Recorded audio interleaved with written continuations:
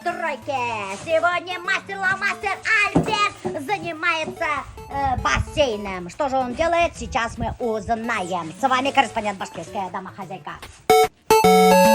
Что вы делаете вообще? Я укладываю под бассейн термоплиты. Ну, чтобы было мягко, потому что я уже продырявил бассейн вон на этом плитке. Вот специально мне подсказали, что есть такие вот плиты, это называется рафинотерм.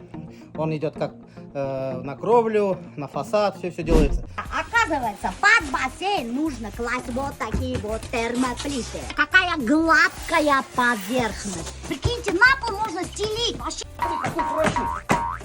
Нифига себе! Это он выдерживает 130 килограмм! Я вообще-то 129,9. Чем вам нравится этот утеплитель? Он не рассыпается, его удобно резать, он не крошится. То есть от него вообще нету пыли. Вот он вообще не поглощает воду, потому что он не полый внутри. Он вообще не боится ни дождей, ни снега, ни града. Долговечный, оказывается, выдерживает температуру от минус 100 до плюс 80. Прикиньте! Вот запомните, друзья, рафинат терм, утеплитель для разных решений. И цена очень приятная.